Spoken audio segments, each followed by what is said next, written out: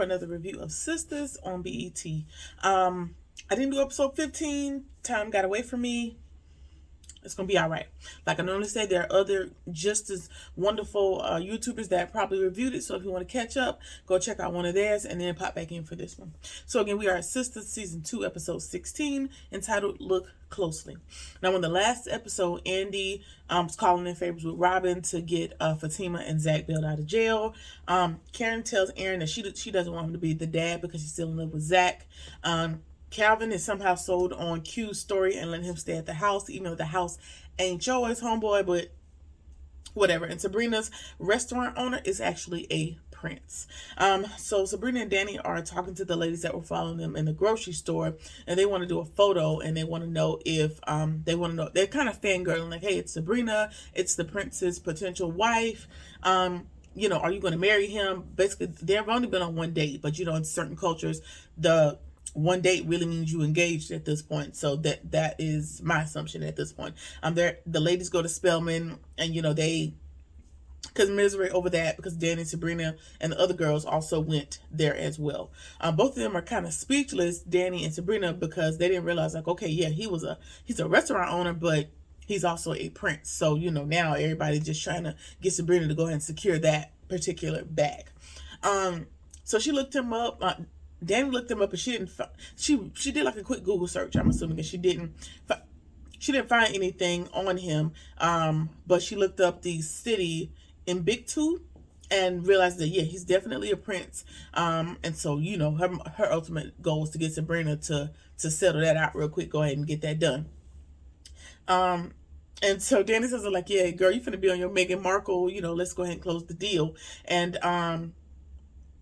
Sabrina's like, okay, let's just figure out what's going on. If he didn't want me to know, maybe there's a reason behind it. So let's just not tell the other girls right now. Let's just keep that amongst the girls. And Danny can't really figure out why would you want to keep such wonderful information to yourself, but we're gonna do what Sabrina wants at this point. Another disclaimer: if you hear what sounds like World War III outside of this window, it is 4th of July Eve, and that comes with. Granted, none of this happened last month, but I'm gonna let it fly. Anyway, all right. So if you hear that sound, just try to ignore it because I'm not gonna be redoing this video. All right. Moving right along, Andy wasn't able to get Fatima in to see Zach. They're probably going to be able to get her in tomorrow. Fatima wants to use her street resources to figure out how to get in, and Andy's like, that hasn't fared you well thus far, but you do it your way, I do it mine, and hopefully we can come to some sort of consensus to get this resolved. Robin hasn't called her back yet, so Fatima's like, please call him back and get an update. Like, just do me this one solid. So she calls Robin on an update, and he lets her know, like, this one is a little bit more complex because he's calling in a favor to some judges, and it probably won't be until tomorrow before they can even get in to see him or whatever's going to happen next. And then Fatima she needs to go into the office to get her work cell phone for whatever reason. And Eddie reminds her, like, that's not a great idea because Hayden is still there. You just go home and let's figure it out tomorrow. And in this particular scene, Fatima's demeanor, which is normally unbothered, which is normally like, I got it all together, like taking it on the chin, she's starting to fall apart. And it is more about how Zach has been affected from Hayden's bullcrap than how she has been affected. She's like, listen, it's me. I'll figure my way out of it. I don't have a record. It's cool. But the fact that she's got Zach tied up in this bullshit with Hayden is what is affecting her the most. So her normally unbothered demeanor is kind of starting to fall apart in this particular episode. I mean, as it should, because we know that Zach may or may not be on probation. Like, there's a little bit more that's associated with him being tied up in a legal battle with Hayden. All right. So Maurice is down at the gay club, and his friends notices that one of his friends noticed, like, hey, you don't normally come here on this night. What you doing in here? And as he's trying to answer, Calvin comes staggering over, and he's just as drunk as skunk drunk. He's just as drunk as he can be. Claims he was on the way home. And then he was like, well, I heard y'all talking about me. What y'all talking about? And that's what Calvin said. And then Marcy's like, well, yeah, we're talking about you allowing Q in the house. And Calvin's like, he's upset that they talking about him. So now he don't want to leave. He want another round. He just won't stay and be confrontational. So these two are just going back and forth, back and forth, back and forth. And essentially they are sick of each other. which seems like a simple solution because Maurice, it's your house, he's your guest. If y'all can't coexist, goodbye. Or are you that harder for his sublease money that you can deal with whatever's gonna come with Calvin, continue to come with Calvin? I don't know. Anyway, so they're arguing back and forth and they just sick of each other, and Calvin's trying to drive home, but his car not even, he's so drunk he don't even know that he didn't drive his car to the bar slash club. So he just goes off to however he's going to get home, whether it's about Uber, taxi, whatever it is. So that's over. And so Maurice is still talking to his friend. He basically tells his friend the whole thing about Q having his probation information set up there, and about potentially going back to jail, and Kevin, like the whole fiasco.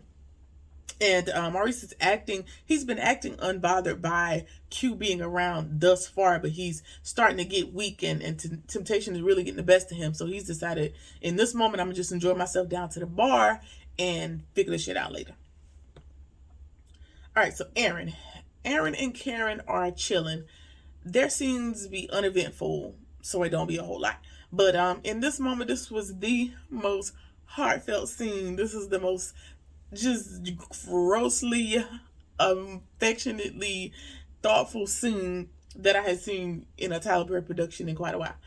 So he's drawing a picture of her, and she's like, what you doing? She over there satisfying her pregnancy craving. I don't know if you got cravings that early on, but let's go with it. And he's over there just kind of drawing a picture, which appears to be her likeness, but in an older state. And she's looking at it. She's like, this ain't really me. It's not looking like me. He's like, no, it's not you currently. It's you in an older state. And she thinks like, okay, I didn't age well. So instead of, I guess, seeing the beauty of what the picture actually is, she's looking at how she was portrayed in the picture. And he's like, no, just look closely. Look close at the picture. She's like, well, what do you want me to see? Like, I don't see nothing but an old version of myself.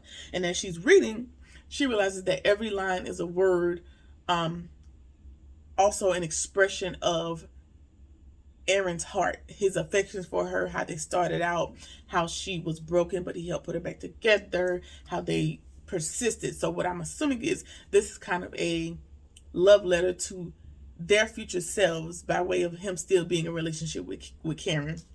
Entirely too cute. So, the little squiggly lines that make up her hair and the different features in her face are actually lines of his expression to her.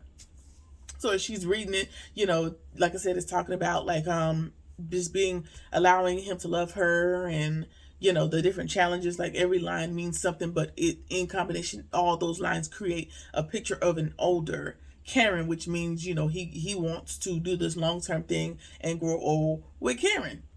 And it, like I said, it was entirely too thoughtful. It was nice. It was definitely very nice. And she outwardly expressed her affections by way of knocking his boots.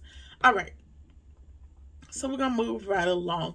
Fuego, aka Tech Dude, aka Stripper Dude, shows up at Andy's, and she asks for a full tech sweep, and she's just looking at him like she is she's impressed that he has the capability of being professional and prepared. And he's like, well, so you think I was just a stripper and that's it? Like, you didn't think my company was legit? And she's like, I just didn't see it for you. I mean, you were great in school when we went to college together, but I didn't know how you ended up being a stripper. And he's like, I applied for jobs, after college, but they were paying pennies for my education. So until my tech company takes off, I'm gonna do what I have to do to get me. Absolutely. Until the term fake it till you make it can be a little detrimental at times, but in this particular slow down. In this particular instance, do what you got to do until you can get where you need to be, which was his sentiment. Like, until my tech company can take off, yeah, I'm sure to pay the bills. That's not my long-term career goal, as is most people who end up in that field. It is a means to an end. Got it. That's understandable. All right. So Danny and Sabrina shows up, and he feels some kind of way because they're, on the way up on the elevator, and he's like, I don't feel like dealing with Danny. Like, she treats me like crap. And Andy reminds him, like, don't feel too special because she treats everybody like crap until she gets to know you, or until she starts to like you. Now, she may not really like you for real because of what your job is, so just don't put too much on it. Don't take it too personally. All right. So they're there to talk about Karen and the fact that she is still infatuated with Zach and she's just not going to get over it. She's been missing all day, and Pam said that she left with Aaron. And then Danny tells them what she said about her wanting Zach, and she gonna go for hers, and she not gonna give up till she get him back. Blah blah blah. Now that may have changed based on that sentimental portrait by Aaron, but maybe not. We'll see how that goes. Anyway, and one of the girls asked, like, what can we do to change her mind? And I think Andy or somebody's like, well, maybe we can remind her of the bad things that that Zach has done to her.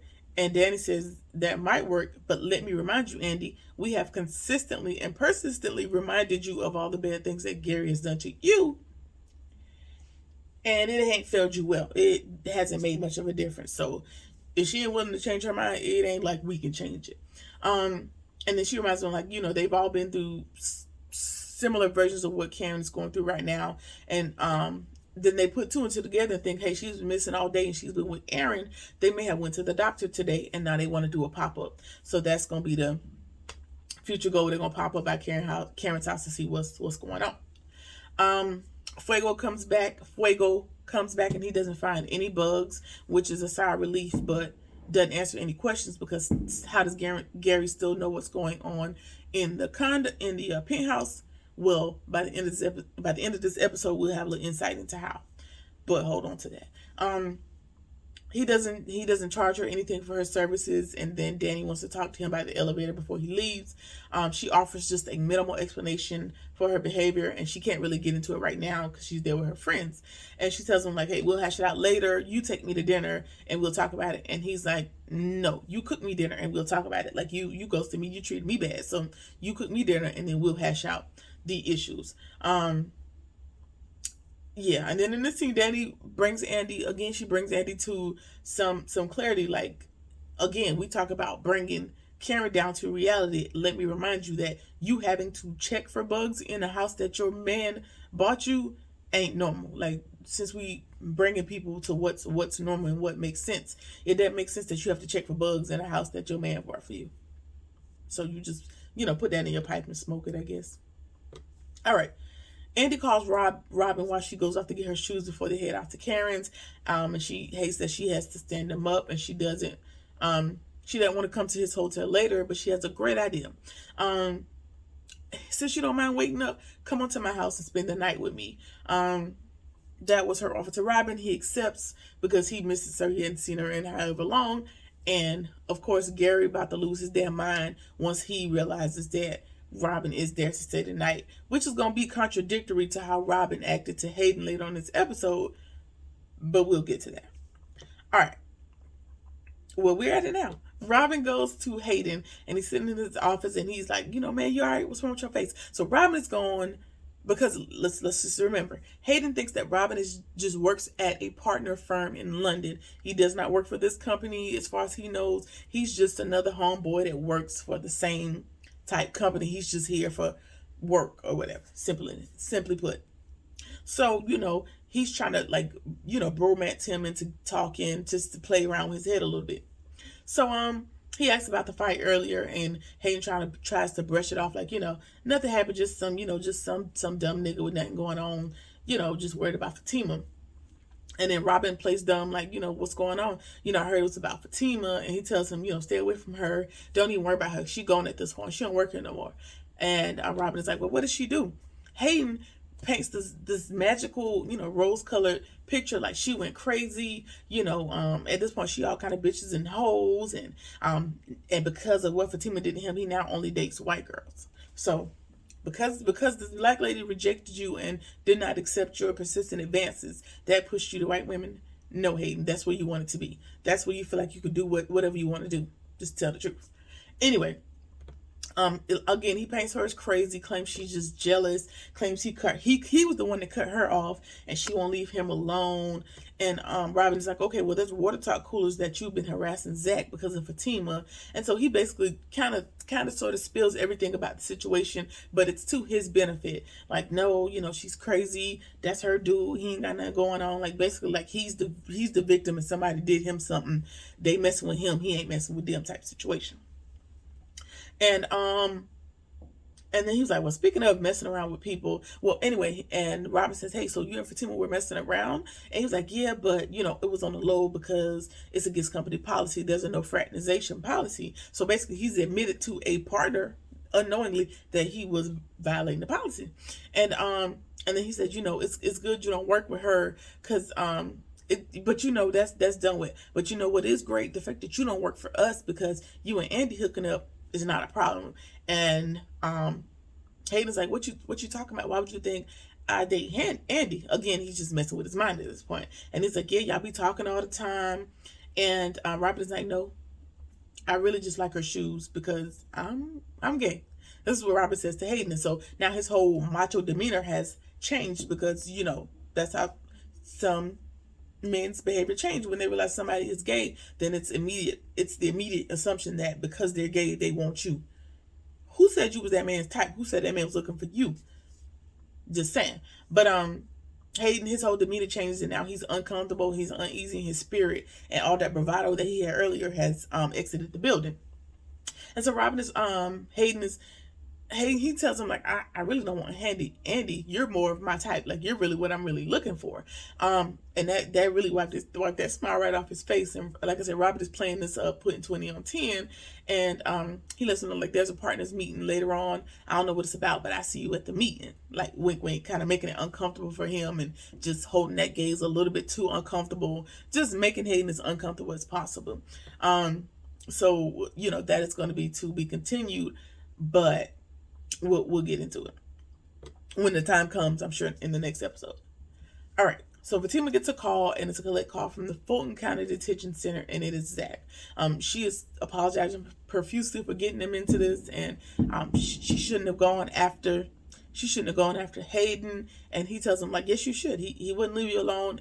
We'll figure it out. It's gonna be okay. Let's just forget about Hayden right now. It's just me and you on the call.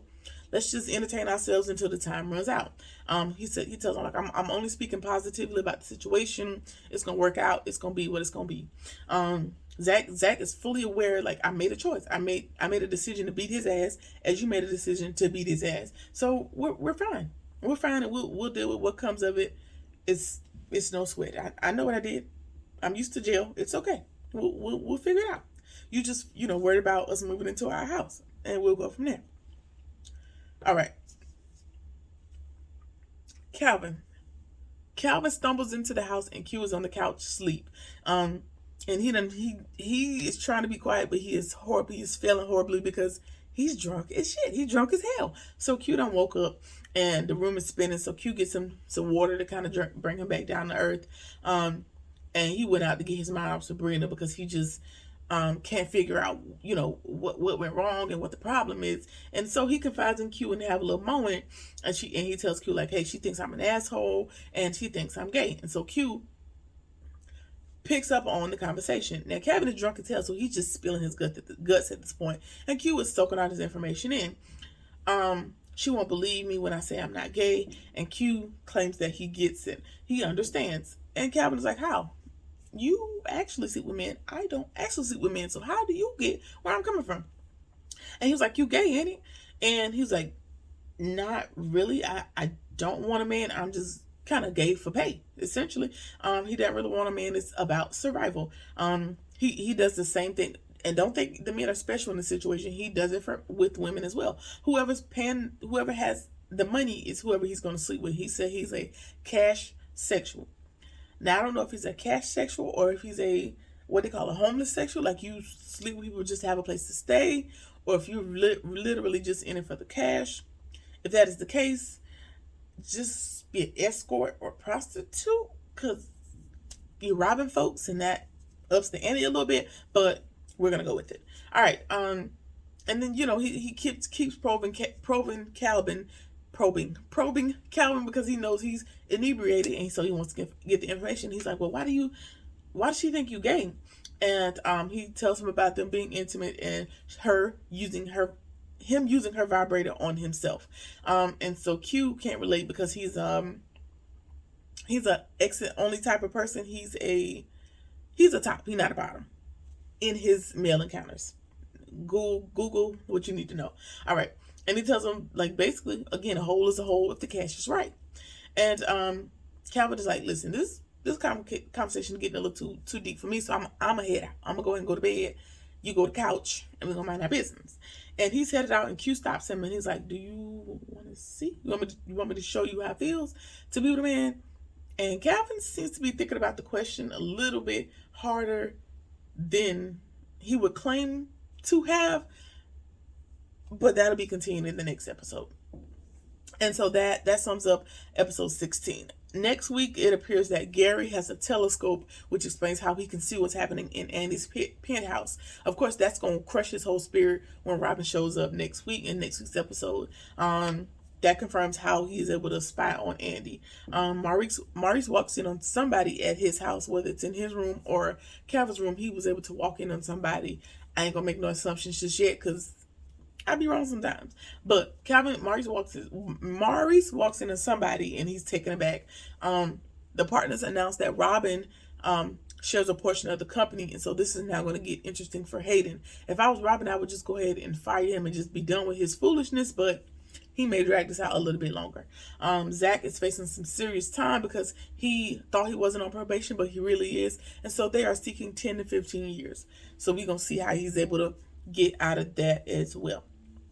So that has been it for season 4, episode 16 of SISTAS. Let me know what you think about the episode, your predictions, anything like that. Like, comment, share, subscribe, or anything that you feel like doing. And I'll see y'all in the next one. Peace.